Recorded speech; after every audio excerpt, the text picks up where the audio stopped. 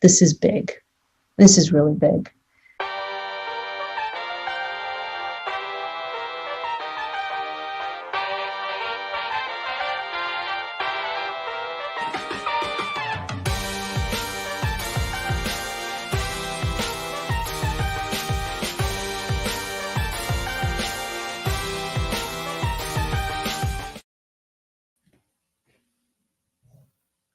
Edition of FOF Live presented by LaPop. That is LAPOP. You can check them on Instagram, Twitter, and at their Doral location.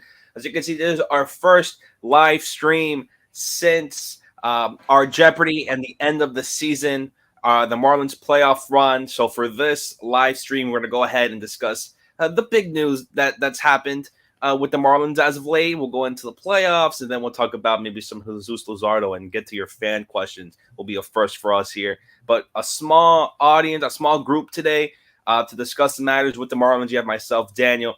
You have Isaac in a brand new location, testing it out, looking even more beautiful than he usually does. And then we have Eli, again, even more beautiful with the slick back hair, ready to rock. Slick back. It's cut, for the first time in about 4.5, 5 months. So I just got that done today.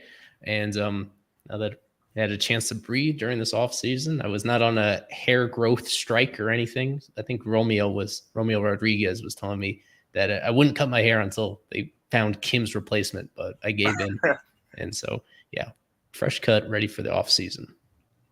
Yeah, so a lot of things to talk about, but the first thing, of course, Kim Ng, no longer the general manager for the Miami Marlins, parting ways, resigning with the Marlins, with Bruce and everything going on there. She is now currently, I believe, free agent now in the GM market and looks to be heavily sought after by multiple teams, and she will definitely have a job coming next season. As you can see, the Kim Ng era 2020-2023.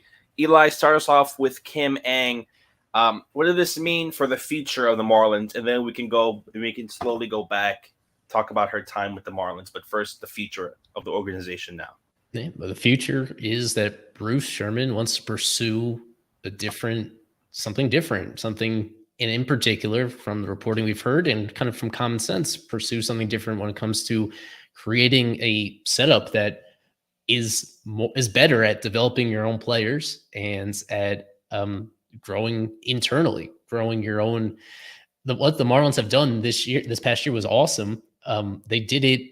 They had some good luck, and they also had some savvy trading. They had a lot of things that are just going to be really difficult to replicate.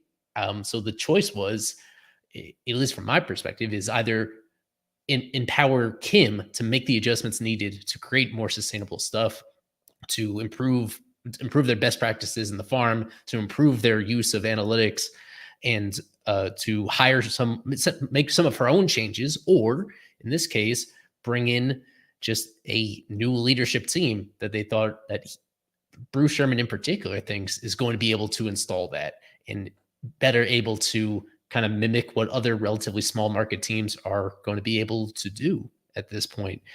At this stage, almost everything is in flux for the moment because I don't think it's like last time when 3 years ago when Kim came in place of Michael Hill, Derek Jeter already had Kim handpicked for this position. As long as she was willing to go along with it, they already had a particular idea in mind for what they were going to do next and who it was going to go to. And this time around, it seems to be just totally different. And we had that corroborated by Craig Mish. He came on Unfiltered a few hours ago, and that episode is going up later tonight. So I hope people enjoy that. Craig was really forthcoming with what he knows and what he's seen and how he thinks this is going to play out. This is going to be a different process this time around. I don't think there is a clear favorite for who's going to take over. Mm-hmm. And it's, to me, at my first gut reaction is I hated this decision. And even learning more and understanding more what the context and what the alternatives were, I mean, I'm still of the opinion that I think this was unpopular for the reason that continuity is such a powerful tool that organizations have. The Marlins never have had continuity, even when things are going well. And now this is the second consecutive time where after a postseason appearance, one of the architects of that postseason team is gone. So I understand why fans are upset about it, or whether they're upset, whether they're angry, however they're feeling among Marlins fans. I couldn't really care less about what national media is thinking, and it's been very unpopular nationally outside of the Marlins fan base. I know that inside the Marlins fan base, I can understand why people are annoyed at this. To have this uncertainty entering what was going to be a really important offseason. These were always going to be really difficult areas for the team to address. And even though it wasn't a sure thing that things were going to go in a great direction with Kim in charge, for a while now, you have this uncertainty. The offseason is about to start off, and the Marlins are going to be behind the eight ball and a bit of a slow start to this all-important offseason, no matter what direction they go in. Yeah, same question to you, Isaac. Maybe your thoughts on this, and maybe how you would have handled this situation. And maybe if you were Bruce, maybe if he go about it the right way, the wrong way. And again, maybe the same question I just asked Eli.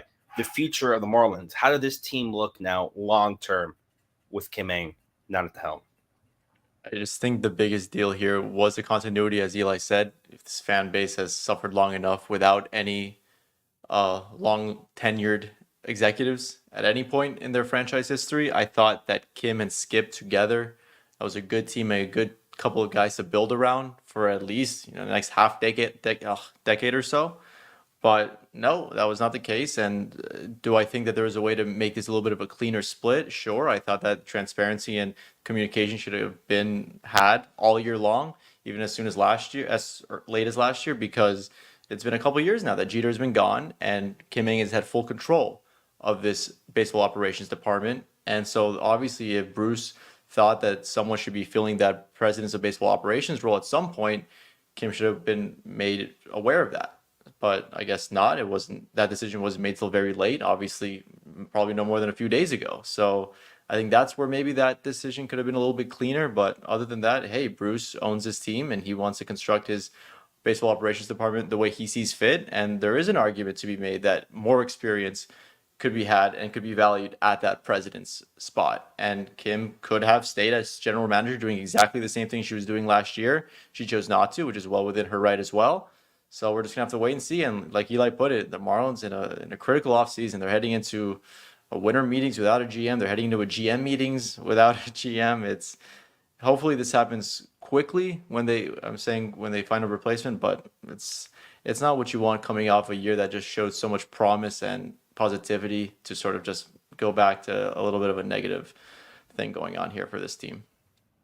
Yeah, and with Kim since 2020, Eli mentioned with Jeter in the helm, so she maybe didn't really have majority say in decisions. Maybe up until last year, this season, really fully with these trades and free agent signings.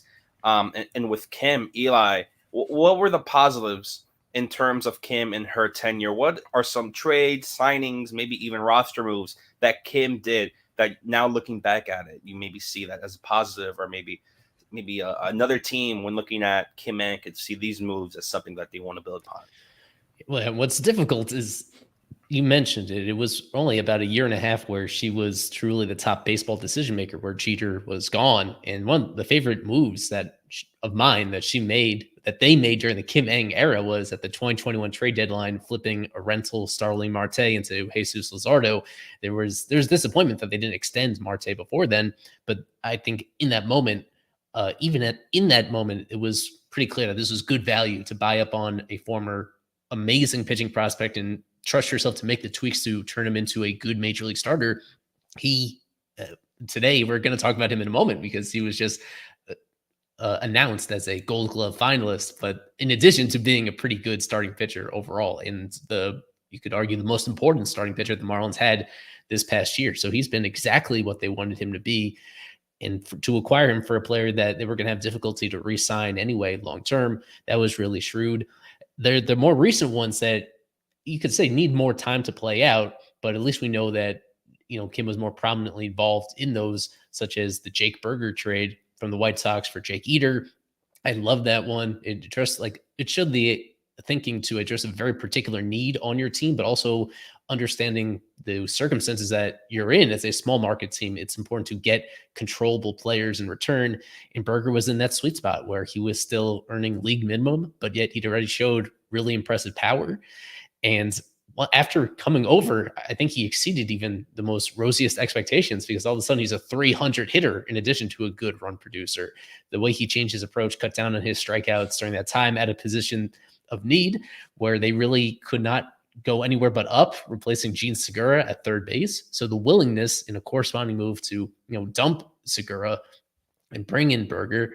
The Josh Bell trade was good, but if we're just focusing on like the ones that really stick out, I would go with acquiring Luzardo, acquiring Berger, and I'd say the most important one. It looks not quite as amazing in this moment, but extending Sandy Alcantara when she did, to ensure that the ace of their rotation, who at that moment wasn't yet firmly established as a Cy Young contender, and to have him locked up long-term with club option that takes it all the way through 2027 at an amazing value. That was a player that if they had not extended Sandy at that moment, he would probably be traded by now.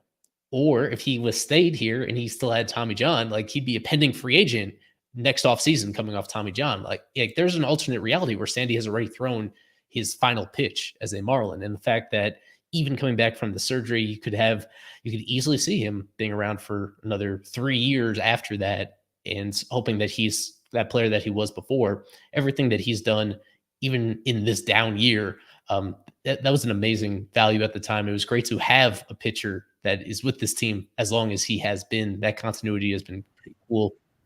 Those are just examples of her recognizing where they were as an organization, and at least setting the stage for whoever comes next to kind of have a few of those pieces in place to really help the Marlins get where they want to go. Yeah, just plenty of trades to even go on. Isaac, even some more just this off season, or excuse me, this past off season with their Reyes and Pablo Lopez deal. Kim bringing in Tanner Scott, which now really looks like a really great deal if you look at it maybe more in hindsight to maybe how it was at the moment. For you, same question I asked Eli, just what are some positives from Kim Ng's tenure as a Marlin, as a Marlins GM? Free agency signings you see, trades, could be just potential roster moves, bringing guys up. What for you was maybe the standout positive moves that Kim Ng did? Yeah, I think we can avoid free agents, because the Marlins organization, even before Kim had full control of this baseball operations department, free agent signings just did not go well. You look at Segura, you look at Cueto, look at Garcia. Solares didn't look good until this year, but he's still going to opt out because of the structure of that very player-friendly deal. So you got to hand her the trades that she made. She did an excellent job in trading an expiring Yimi Garcia for Brian De La Cruz, who is your starting outfielder, for trading an expiring Starling Marte for Jesus Luzardo, for acquiring the NL batting champ, and who became the first player in Major League history to win the batting title in 2 different leagues in back-to-back seasons. All these guys are controllable. I just think she has a really good eye on acquiring talent like that. She's not alone. She's got a bunch of assistant GMs that help her as well. But I think the Berger one as well is huge. You look at the downfall that Jake Eater underwent this year, the second half of the season since returning from Tommy John. Even in his AFL outings, he's looked okay. But a lot of positives. She wasn't perfect. A lot of negatives, but she did a really good job, and Miami has a lot of attractive pieces going into next season because of the acquisitions she's made. Yeah, and you mentioned free agency, Isaac. You have to bring this up. Some of her deals that maybe she made. You mentioned Segura, Cueto, Jorge Soler at that time. And if you want to go back, I feel like this one has been brushed off. But people were irate about the Adam Duvall situation, trading him for Alex Jackson. Yes. Where it almost seems like we never got this confirmed, but they dealt with him as if he was a rental player, even though he had an extra year of arbitration control coming up. And Jackson, immediately, there was nothing. They showed absolutely nothing the rest of that season. So much so that they were, by the end of the next spring training, they already shipped him off to Milwaukee in a separate move for Duvall to be a really nice power source, defensive, a surprisingly great defensive outfielder, power presence, and specifically to trade him to the Braves, for him to continue playing well with the Braves, and for the Braves to win the World Series with him playing center field and win a Gold Glove. Yeah, so that was a really bad one from mixed in with some of the good. Not all the trades were big successes. Yeah, there were smaller trades that didn't go great, and that the trade, well, the Pablo for Arise trade, I think the easy answer is to say it's a win-win. It benefited both sides. I was unhappy at the time because of the prospects that were included as the early returns on Jose Salas as a twin suggest that maybe the Marlins aren't missing anything there. Ultimately, for Marlins to feel great about that deal long-term, they really got to extend Arise somewhat. Coming off the great season he had, he made great memories. To see on the other side, Pablo have the year that he had and to receive an extension of his own and to have a big role in the Twins snapping this very emotional playoff drought that I know meant a lot to people, to have Pablo in particular leading them to victory in that game. Ultimately, the acquiring him, to me, to feel really good about it would be to have Arise locked up for the foreseeable future, and that didn't get done. And so it'll be up to the new person to decide whether or not they want to invest long-term in that type of unique offensive profile. On the free agent signings, you mentioned it. I would say, especially on the roster machinations, the first couple of years, especially in 2022, there was a lot of frustration from us following day to day and see a lot of good performing players in the minors not get opportunities, not getting promoted at the right times, and almost just really strange choices. Just bring up a lot of these players that had no chance of being effective in the big leagues during that period of time. I feel like that was much improved in 2023. A lot of the buttons that she was pressing turned out great. Garrett Hampson, for example. I guess Garrett Hampson is a free agent that made out well. That was a minor league deal for Garrett Hampson in free agency, and he ends up spending most of the time in the big leagues. He was, as Daniel would call him, an unsung hero of this team. So that was one of the better free agent things that happened. This past year, she had a better sense of how to manage that roster and bring up guys and put them in the right positions. But for the first couple of years, I felt like they lost even more games than they should have because of, not understanding who to call up at what times and making sure that the roster fit together. Yeah, and look at some maybe smaller ones. You have Jacob Stallings. I believe, was she at the Joey Wendell trade, or right? Joey Wendell? That was her too. Yeah. Meisner. Yeah. Yeah, ultimately, the pieces they gave up in return haven't amounted to anything with those organizations as well. So I understand it was the Stallings one. I don't know how to really explain it. He checked a lot of the boxes you'd want the year before they acquired him, and since he came over, there was the drop off in all aspects of his game. So that was as disappointing as that was. I think it's a wash, all things considered, because they didn't really give up much in the first place to get him. There weren't. Yeah, there's a lot of what ifs looking back as to what other comparable players they could have traded for to address catcher or to handle shortstop. There were opportunities that you look into. Ultimately, though, I just felt like they were the decision making was better this past year than the previous couple years. And ultimately, as I came back to, as Bruce kind of what we're hearing from Bruce, and that kind of adds up, is his concern about the lack of farm system success. This was a miserable year to follow the Marlins minor leaguers. I mean, aside from a couple guys that were frankly older than their competition and put in guys that performed really well, or the ones that frankly you just can't be too excited about long term in terms of their ceiling. This was a really disappointing year, even including the guys they traded away. It's just hard to see where that young core is going to come from. The way that you absolutely need to produce depth as a smaller market team, you need to be able to get these players better and to identify amateur players the right way. My final mention on a negative decision, I don't know how much you want to put on Kim particularly, but the drafting of Jacob Berry, that was for those of us, myself included, that really don't usually have strong feelings about the draft. As soon as they made that decision in 2022 with the 6th overall pick, it was kind of clear that given who was on the board, that didn't make sense. And as we're talking, right now, he's trying his best to salvage something in the Arizona Fall League. It's early to write somebody off when they're only 22 years old. Not his fault, but that was their last great opportunity to pick near the top of the draft, and it looks like they totally blew it. So it's been, a mix of things of not making specifically hitters, not making them better when they're progressing through the minors. And in some cases, just picking the wrong players in the first place. That they need to absolutely improve in that regard. Whether it was Kim staying or not, they really would have to push a reset on a lot of the people in those departments, because it was failing, and it really made the future look pretty bleak. Yeah. Looking at the Marlins top hitters, when your top hitting prospects are Jacob Berry, Jacob Maya, Victor Mesa Jr., and Yidi Cape, maybe not the strongest in terms of organizational hitting, you could say. Maybe they want to take the Baltimore Orioles approach to how they've done it. Look at the Arizona Diamondbacks, just teams like that, maybe smaller market teams who are now enjoying the fruits of their labor in terms of their prospects and capitalizing on everything. You have different teams going around it.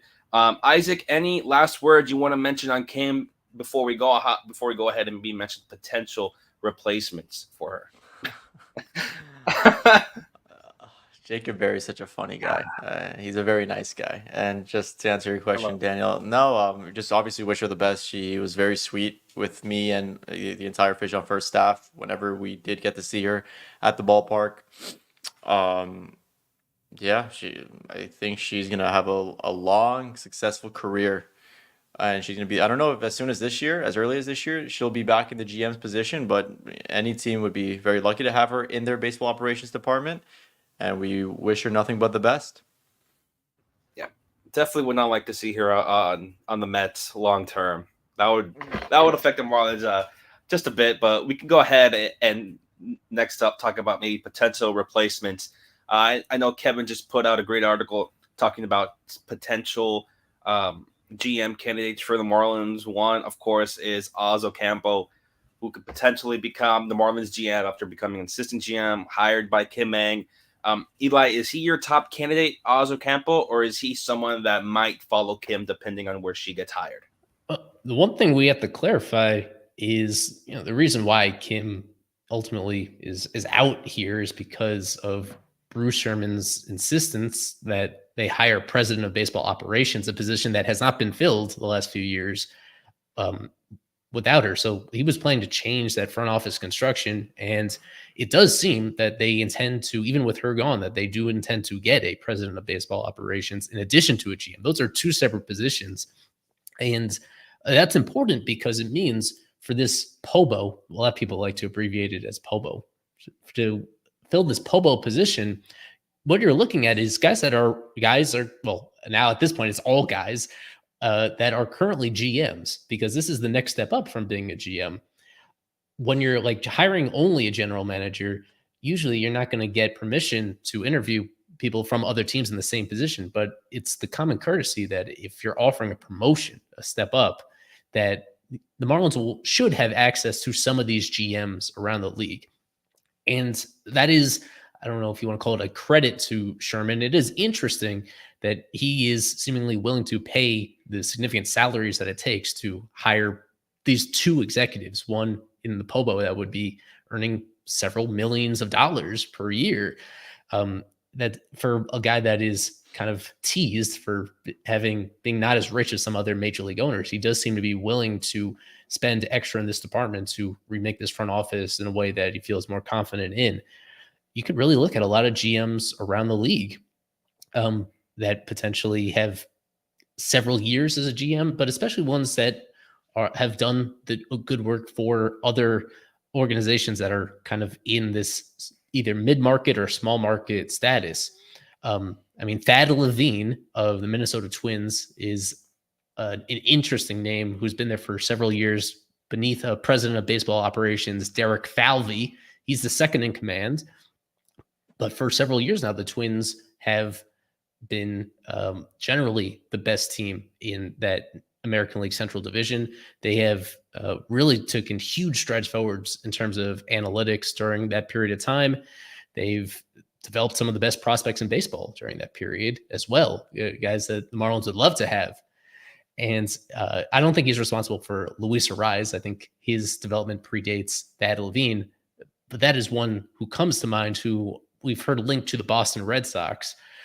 That's the one other team right now that has openings at both the POBO and the GM position. So you could really just look at a lot of the candidates that the Red Sox have reached out to and think understandably, that the Marlins are going to be swimming in those same waters. Yeah, you just look at top executives, whether it's the Baltimore Orioles, who are spending even less money on their major league team, but have obviously been such supreme successes at developing hitters.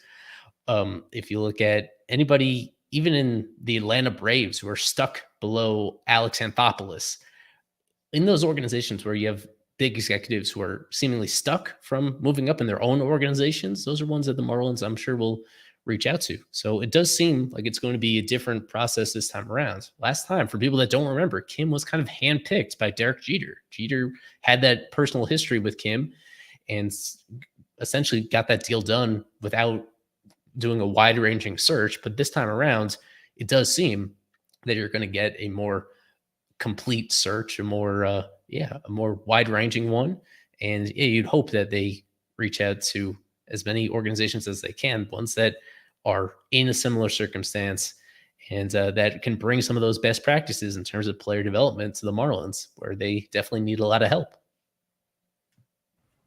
Yeah, and with these potential candidates, I know Kevin was a big fan of Oz. I don't know if Isaac is here to talk about his potential candidates, or maybe what he would be looking for a Pobo and GM. But I can ask you, Eli, also. When looking for a Pobo, what is maybe your ideal candidate? What is something that person has to bring to maybe ensure the Marlins long-term are a consistent franchise and compete with the likes of the Phillies, who we'll talk about later, the Braves, the Mets, who are always willing to spend money, and even the Nationals, who look like a team that could contend in just maybe 5 years and contend in terms of making the playoffs. But what is your ideal, maybe what is a person? What does that person have to bring to the table to get the Marlins to that point? I'm showing this picture here for people that are not familiar with Oz Ocampo. He's the one, obviously, that's Yuli on the side, but that's Oz on the other side, who has been with the Marlins organization for just a year here. And I guess the dynamic would be that you expect them to hire the president of baseball operations first, and then maybe consider somebody like Oz as a GM candidate to promote from the existing group of assistant GMs. I think that's how it's going to go. Yeah, in terms of the president of baseball operations, in this stage, if it is the way that Bruce has gone about this, and the fact that he just not quite bought into whatever Kim was going to do moving forward, if she was in that position, I think it's going to have to be somebody that has been a major league GM before, or is currently a major league GM. I think experience in that particular role is going to be pretty important here. Other than that, it's better for ones that have already are used to operating with payroll limitations. That's another, as far as we know, it doesn't seem like Bruce is going to budge too much above, where they currently are. They spent slightly over $100 million on payroll this year. That was still in the bottom third of the league. And in his experience and what we've seen, some of the misfires that we've seen from Marlins in free agency are because the actual top tier free agents are not even in consideration. Those guys are not within the Bruce Sherman budget here, which means taking a gamble on lesser players or more inconsistent players that, as we've seen more often than not, those don't exactly pan out. And I think he might be a little scarred from those experiences, looking and prioritizing. And I guess just being realistic, if this team is still going to be a low spending team, then the emphasis has to be on candidates that have hands-on player development experience, that have ideas of how to especially implement technology and use that to make players better. I don't know. I think if you want to make a general, like a really clear criticism of the current setup, is it doesn't feel like they had much data-driven player development, especially in the minor leagues. But other organizations do. There are ways to do that and make those players better and put them in position to grow. So ones that are coming from organizations that already do that, I think that's going to weigh pretty heavily here. Ones that have actually been part of implementing some of these systems with other successful low spending teams, that gives you confidence that they can do they can come here and almost from scratch, that they can set up something similar for the Marlins to improve in that aspect of things. Yeah, same thing for you, Isaac. I would go to a break, but I don't think we have flip fish right now for the Marlins. But when you're talking Pobo and GM, what's an ideal candidate for you? Like, what is a trait that someone has to bring to the table to keep the Marlins, at least within this division, to compete, to be consistent, which probably what the Marlins are most likely looking for. What is maybe the ideal trait a candidate needs to have? Leadership experience, intelligence, and I think Michael Hill has all three of them. But assuming he's not available, you just look around the league, look at the successful GMs across the league, and look at the Braves, and look at the Orioles, and you look at Alex Anthopoulos, who is just presses every single correct button there is for his organization, and you just need someone like that, and guys who have done it for a long time, Dave Dombrowski. Someone like that, and it's gonna they don't just grow on trees, so it's gonna be tough to find that right guy. But I trust Bruce. I don't know who's helping him make this decision, conducting these interviews. I don't know who he trusts very much inside. Oh, you can see in the background that Marlins organization. You see Donnie and Michael Hill there. I just think if Bruce is listening to this and you saw what Michael Hill did in 2020, the flurry of moves that he made in literally a matter of 2 days, making, like Eli said, James Hoyt become available and Josh A and Josh D. Smith, making acquiring Richard Blyer for nothing, and he ended up being decent for you for one of those years.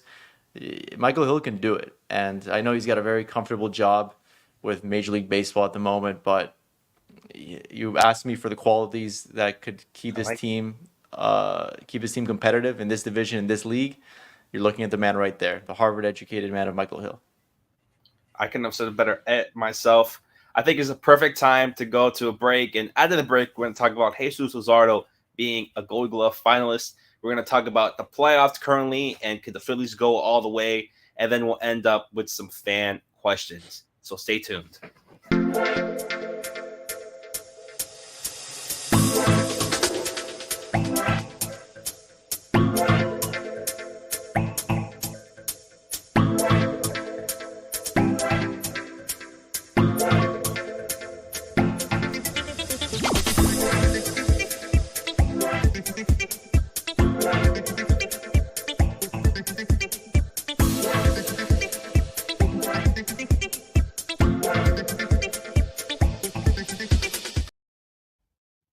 Hello, and we are back with FOF Live presented by La Pop. And now, first topic back from the break, Jesus Luzardo becoming a finalist for the Gold Glove. If he does win this, it will be the first Gold Glove for the Miami Marlins and the pitcher side since Mark Burley back in 2012. So, Isaac, Jesus Luzardo becoming Gold Glove finalist. Well, what does this entail maybe for him in his career, just becoming one of the best defensive pitchers in baseball? I believe his DRS is the highest in the National League, if not the entire league. Yeah, for pitchers. It's funny because this was a team that, for the most part, was very bad defensively. I was there when actually the managers were filling out their Gold Glove suggestions. Every manager does it, and I'm just thinking, like, what Marlin would maybe be a finalist? And I overlooked the pitchers because Sandy isn't exactly the best fielder, but Jesus Luzardo really fielded his position really well, and that's awesome. That's a huge plus for a pitcher. You saw how valuable Mark Burley was for his entire career. Just when you have someone that is going to make the throws, he's going to come off the mound and be athletic and throw to the correct, be smart, throw to the correct bases, and throw them accurately.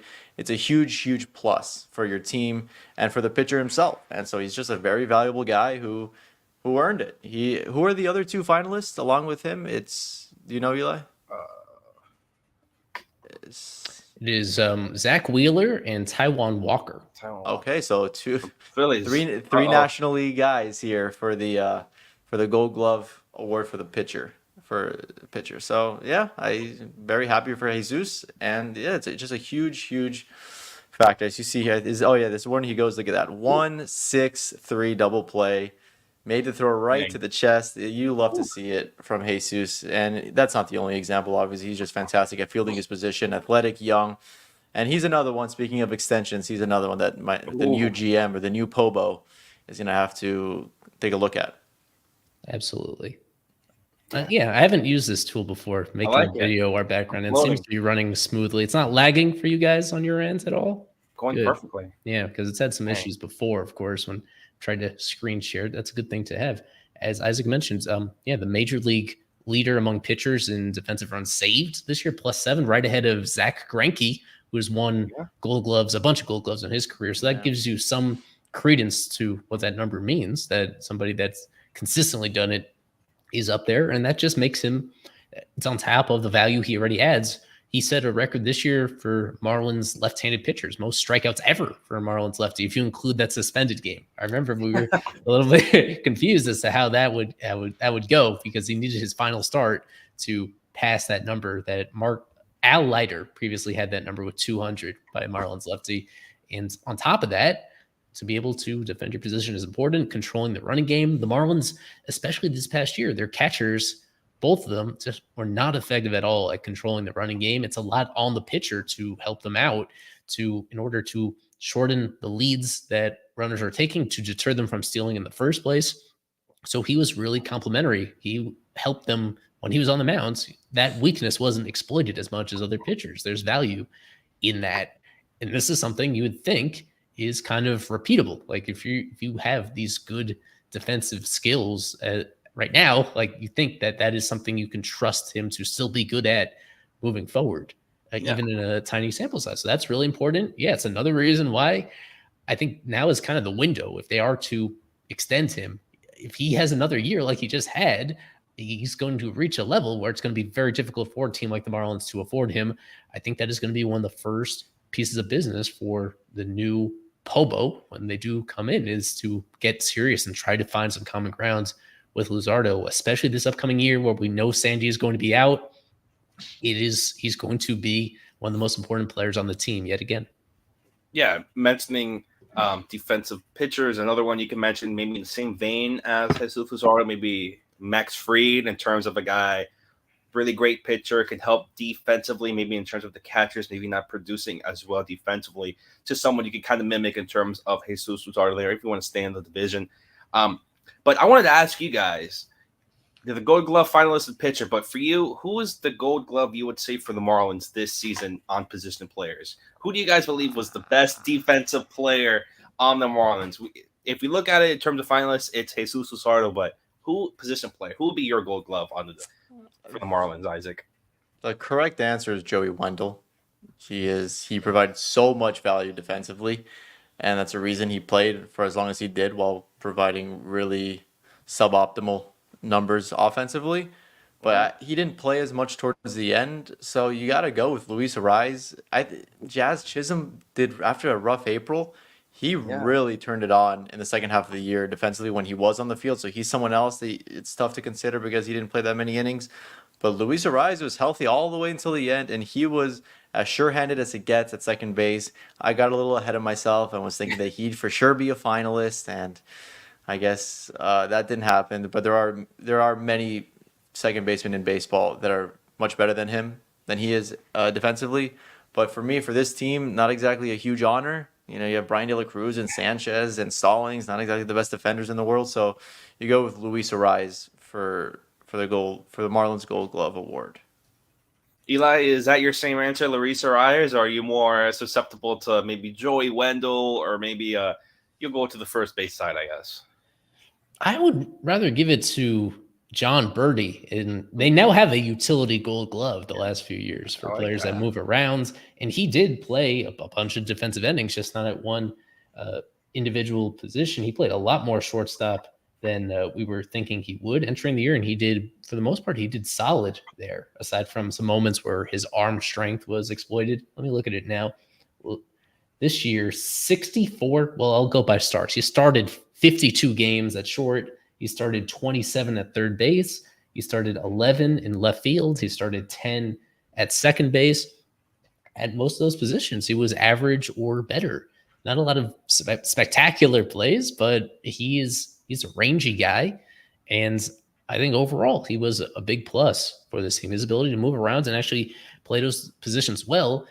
Not to be negative, but somebody like Xavier Edwards, who was so great in the minors this year, and people were clamoring for him to get bigger opportunity in the majors. One thing that holds Edwards back for now from being a player like Birdie is that when you put him at different positions other than second base, he doesn't play well. He's just not a good defender. These skills shouldn't be taken for granted.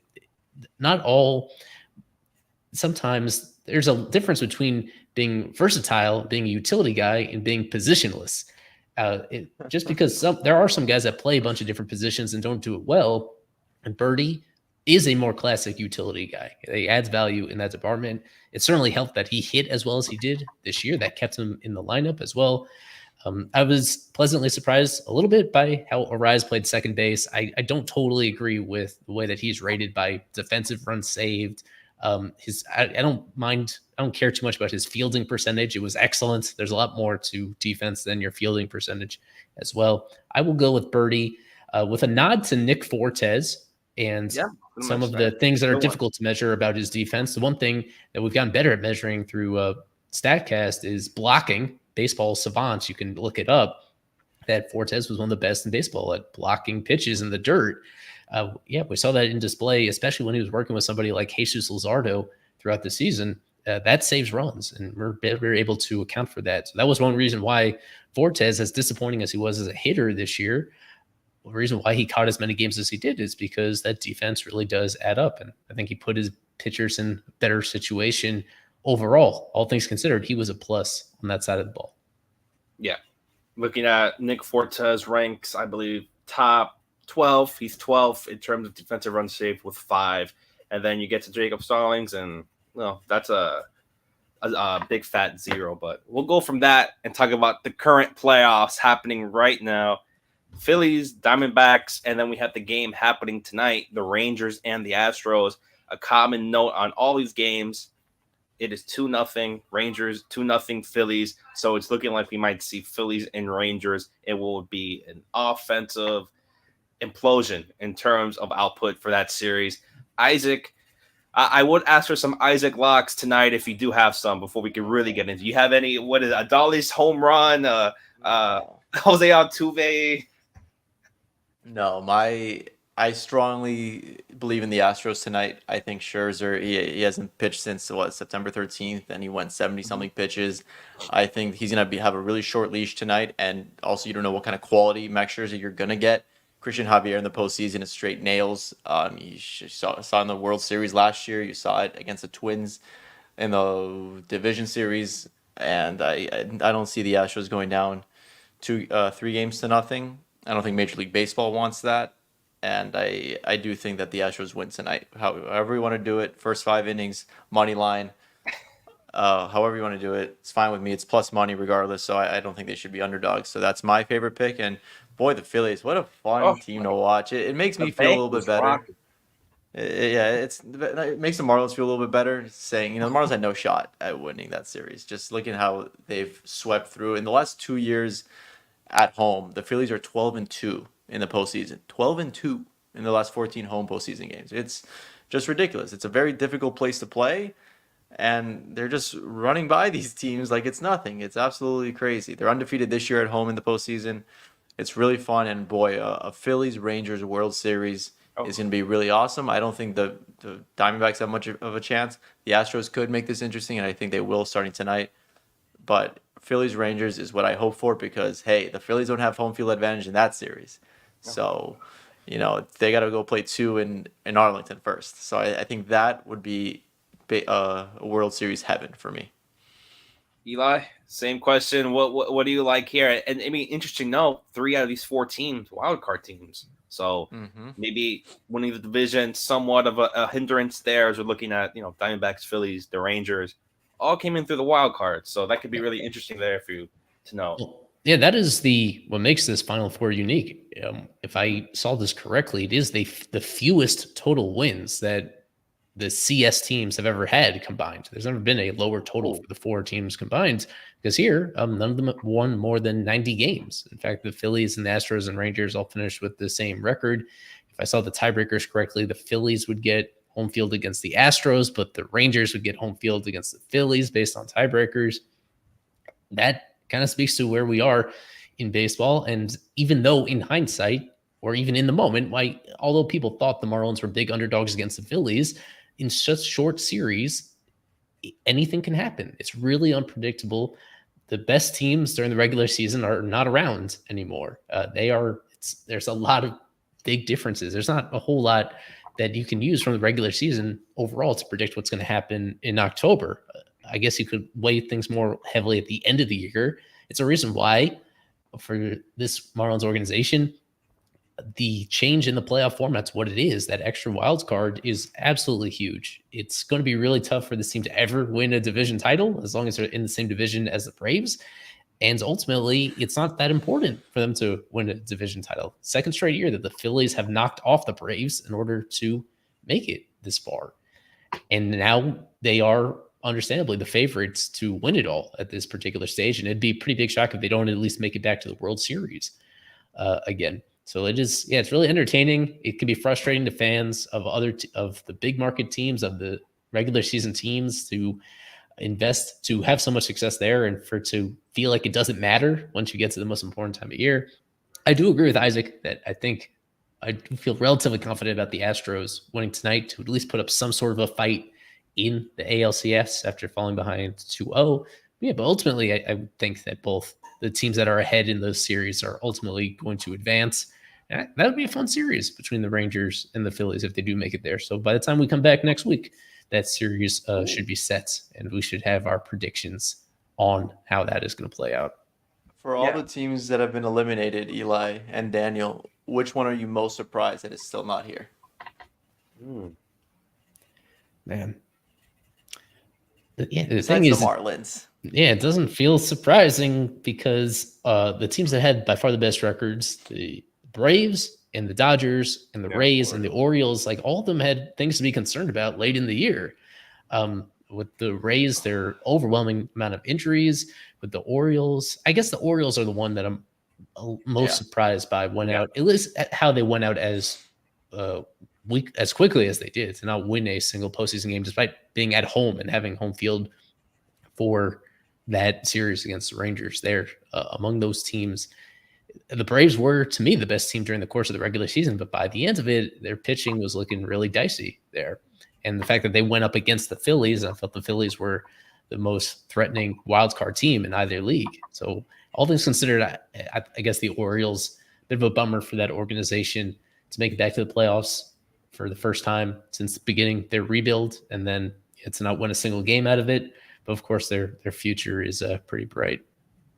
Yeah, I would have to go with the Dodgers. Just getting swept at home at that moment against a team you see and have dominated almost throughout the season. To see them go out on a whimper, you see Mookie Betts. I think Mookie Betts and Freddie Freeman combined for, I believe it was 4 for 28, 4 for 30, something like that. Seeing those two bats go cold was just really not something that you see. You know, Freddie Freeman on the Braves has been lights out. Mookie Betts usually in the playoffs is the go-to guy, but to see your two stars just go down like that, a whimper, and then Clayton Kershaw had the game he had in the playoffs, that was the most surprising to me in terms of the Dodgers and how maybe badly they were handled by the Diamondbacks. So now looking at it, and the Phillies just really the inferior team in terms of pitching, and you can almost go any other position. But yeah. What I want to touch on with this comment from Mega is about how the Phillies, the opposite of the Marlins, kind of showing what can happen if you actually do spend well in free agency and your investments pay off. Between Bryce and Zach Wheeler, those are probably the two biggest drivers for them getting where they are right now. And those were long-term deals. But neither of them were like insanely overpriced. And yet, in Schwarber, of course, you could go. They had a lot of free agents in there to help them get to where they are, and it has made a difference. It doesn't, for a lot of teams, we've seen that backfire this year in particular, but it is possible to pick out the right guys that want to be there and have them show up when the lights are brightest. Yeah, same thing with Texas. Marcus Semien, Corey Seager, I believe one of the largest payrolls in baseball, also. With Texas, Nathan Eovaldi, their whole Chapman, all their guys are none of them are homegrown aside from Lowe and Young, and so also a similar situation there. Oh my God, just insane. So we're winding things down. We want to open it up to some audience questions. We'll take a couple, maybe around 3 to 5 around there. Just that'll be almost our predictions, talking about your questions. So So write them down in there, whatever you want. It could be talking about Kim, the playoffs, the Marlins in next year, Isaac's favorite color, whatever you want. And we'll start off with Brian and talking about how we're going to do winter meetings without a GM, which is a very interesting question. How are they going to do the winter meetings? Oh, that's right. That's right. What I wanted to, I brought this up. This is addressed on Unfiltered that with Mish that his expectation, and it seems like a reasonable one, is that they'll have the hire in place before then. It's still about 7 weeks until the winter meeting, so there is time to get that done. In the meantime, what we didn't mention is that the Marlins do have an interim GM right now in Brian Chadden, who has been with the organization forever, who had been an assistant GM dating all throughout Kim's tenure as well. So if nothing else, if they don't get it done and they're behind schedule, then Brian Chadden would be the one that is representing them. It doesn't mean that he's authorized to make huge decisions there. It's going to be a fascinating dynamic to see how involved Bruce Sherman gets into potential offseason transactions. If in the early portion of the offseason before this stuff gets settled, there are other owners that do get involved in that way. Generally, I don't think it's great for an organization to do that. You want to have people with baseball expertise involved in that. So it'll be interesting. Yeah, the hope is that they are super thorough in their search, but also that it does get done before December gets here. Yeah. So do we have any more questions, or do you guys just want to wrap it up a little early and get prepared for Rangers Astros? I think that's going to be about it for this one. This is actually a good one. What DeMar said, I think, about us. How are we going to handle the offseason away from baseball? Well, baseball doesn't completely stop for the most part. We have the Arizona Fall League is happening right now. I should actually check in for a live update on how the Peoria Javelinas are doing with Ike Buxton on the mound. And that's a Marlins prospect, along with Nasim Nunez in the lineup. I know Jacob Berry is in the lineup. Let's do a live update. They're in the bottom of the 8th inning. Peoria winning 7-3. Ike Buxton went 5 solid innings, allowing just 2 earned runs. Good to see. Oh, Jacob Berry hit a home run. Yes, go! Show the picture. Show the picture. Jacob Berry went 3 for 5. Dang. The game's not totally over yet, but he's going 3 for 5 with his first home run of the Fall League. Yeah, let me get that picture up before. His first home run of the Fall League? Yes, this is his first one. I mean, it's only been like 10 games for him that he's played. So, yeah, shout out to Berry. That raises his average to – it's a hitter-friendly – keep in mind it's a very hitter-friendly environment, but he's hitting 351 with, only 3 RBIs so far. I saw Nasim had 10. That is insane. Yeah. And also perfect in stolen bases. Yeah, there's a lot of focus on Berry, but Nasim, to me, I expressed the sentiment on our site that Nasim is the one that I'm following most closely here because he's the one that they need to make a decision pretty soon on putting him on the 40-man roster moving forward. So yeah, follow the Fall League. The winter leagues internationally in the DR and Venezuela, those are about to start in the next few days. They're regular season. Follow those. But otherwise, I mean, the answer is pretty easy under these circumstances. Now that we got the bombshell about Kim, I mean, that is going to be a very big storyline to follow. And that is going to take quite a bit of attention. And I know it's going to have a lot of fans' attention. So if the fans want us to cover this search for new front office leadership, then we are going to spend quite a bit of time and energy, to get it right and to give you our thoughts on what they should do there. All right. I could have said it better myself. So we're going to end things just a bit early here, get everyone prepared to watch this amazing ALCS game. Remember, Isaac's lock, Astros taking game 3. That is a lock. It's confirmed that it's already happening. 2-1 series. But this has been FOF Live presented by La Pop for myself, Daniel, Isaac, Eli. We love every single one of you watching. And always, go fish.